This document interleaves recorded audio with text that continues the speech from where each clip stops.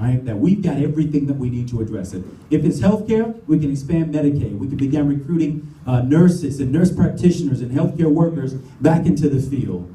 If it's education, we can strengthen the education system, ridding our system of the high-stakes testing approach and allowing teachers to teach and our kids to learn.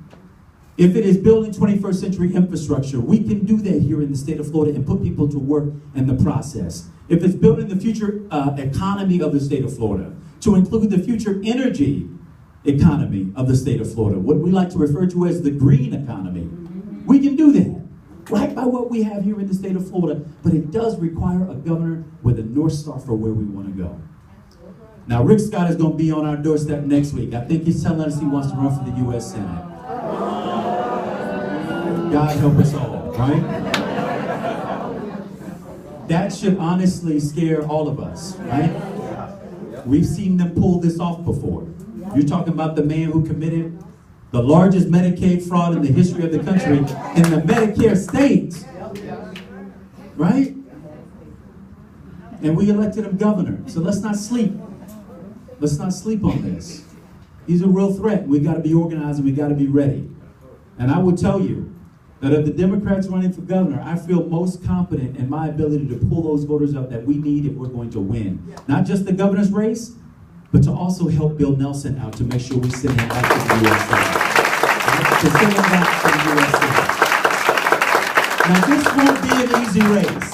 Not my race in the primary, and certainly not the general election. It will not be an easy race. But we're up for the task. I want you to know it is wholly winnable. In this primary, I feel confident. I don't have a problem or a qualm competing in any part of the state of Florida. I'm in the northern part of the state, and I'm from the southern part, and I hung out a little bit in the central part. Right? I hung out a good deal. I went to the villages to campaign.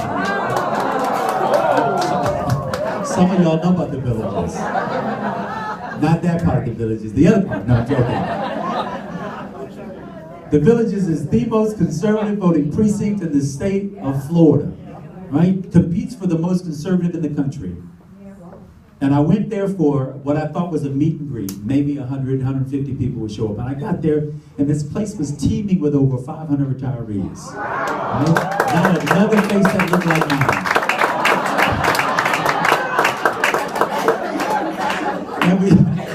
And that's okay. But I got there to talk to them about my hopes and ambitions for the future of our state, the state that we all call home, Florida. And when I finished, an elderly white gentleman stood up, taller. He says, I believe Andrew Gillum ought to be the next governor. I want to give you $20 to help you along the way. I took it. Yes, sir. Thank you. And before he sat back down, he turns to the rest of them and says, and if anybody else believes that Gillum ought to be governor, I want you to give them $5, $10, or $20.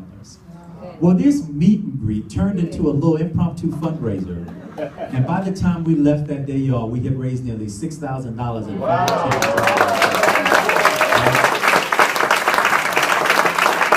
In the place that they told me I wasn't supposed to go. And the lesson there is that we got to go everywhere. We got to be willing to compete everywhere. I already told you what it takes to win, and that's one more vote. Right? There are more of us. We got to give our voters a reason to turn out. I'm convinced that we can do that. Why? Because I believe that my experience growing up in this state is more like the people whose votes we seek than anybody else running.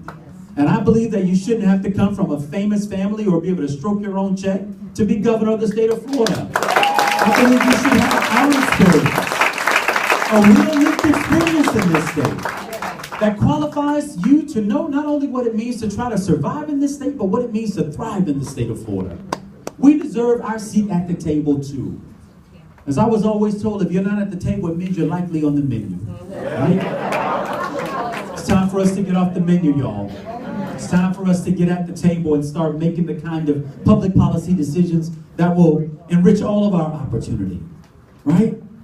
I don't know why it is that we believe that the only way we can do well is by making sure that the person next to us on either side does worse. Right? That is a theory of change for some people. That isn't mine. My life experience has taught me differently.